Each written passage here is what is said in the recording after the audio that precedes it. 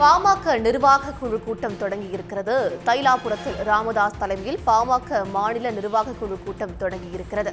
கட்சி வளர்ச்சி, அடுத்த கட்ட செயல்பாடுகள், சட்டமன்ற தேர்தல் குறித்து கூட்டத்தில் ஆலோசிக்கப்படுவதாக தகவல் வெளியாகியிருக்கிறது. கூட்டத்தில் ஜி.கே. மணி, ஸ்ரீகாந்த், அருள், அன்பழகன், முரளி சங்கர் உள்ளிட்ட 22 பேர் பங்கேற்றிருக்கிறார்கள். இது பற்றிய கூடுதல் விவரங்களை வழங்குகிறார் செய்தியாளர் சிவசங்கர்.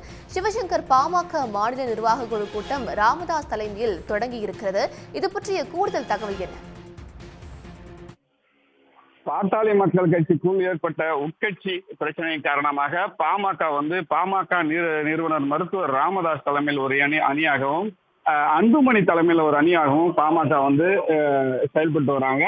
இதுல பாத்தீங்கன்னா வழக்கு, இந்த கட்சியினுடைய வழக்கு ஏற்கனவே டெல்லி நீதிமன்றத்தில் இருந்தது. தேர்தல் ஆணையத்துக்கு சென்றது. இதுல வழக்கு நிலுவையிலும் இருக்கு. இந்நிலையில் தான் பாத்தீங்கன்னா பாட்டாளி மக்கள் கட்சியினுடைய நிறுவன தலைவர் மருத்துவர் ராமதாஸ் தலைமையில் தான் அந்த கட்சியினுடைய உச்சபட்ச அதிகாரமாக கொண்டுள்ள நிர்வாக குழு கூட்டம், அதாவது 22 பேர், அவர் தலைமையில 22 பேர் நிர்வாக குழு உறுப்பினராக இருக்காங்க.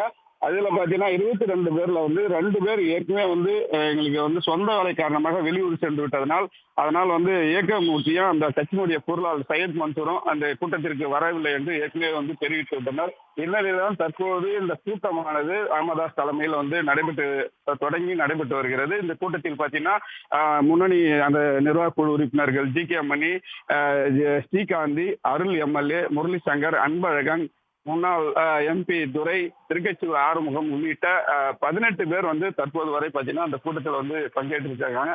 ஏற்கனவே மொத்தம் 22 பேர்ல 2 பேர் வராத நிலையில இப்போ 18 பேர் பங்கேற்றிருக்காங்க. மீண்டும் அந்த கூட்டத்தில் 2 பேர் பங்கேற்றாங்க. இந்த கூட்டத்தில் முக்கிய முடிவாக தேர்தலில் யாருடன் கூட்டணி அமைப்பது, தமிழகத்தில் யாருடன் கூட்டணி அமைத்தால் வெற்றி வாய்ப்பை பெற முடியும் என்று இந்த கூட்டத்தில் விவாதிக்கப்படுவதாக கூறப்படுகிறது. மேலும் கட்சியினுடைய அடுத்த கட்ட நடவடிக்கை உட்கட்சி காரணமாக தேர்தல் ஆணையம் அவங்களுடைய அது தலைவர் அவங்களுக்கு சின்னம் வழங்கியது செல்லாது, தேர்தல் ஆணையத்துக்கு அதிகாரம் இல்லை என்று நீதிமன்றம் இவங்க தீர்ப்பு வாங்கியிருக்கிற நிலையில தான் இந்த கூட்டமானது, நிர்வாக கூட்டமானது தற்போது தொடங்கி நடைபெற்று வருகிறது. கட்சியின் அடுத்த கட்ட முடிவு குறித்தும் இந்த கூட்டத்தில் விவாதிக்கப்படுவதாக கூறப்படுகிறது. உடனுக்குடன் செய்திகளை தெரிந்து கொள்ள சன் நியூஸ் பெல் ஐகானை கிளிக் பண்ணுங்க.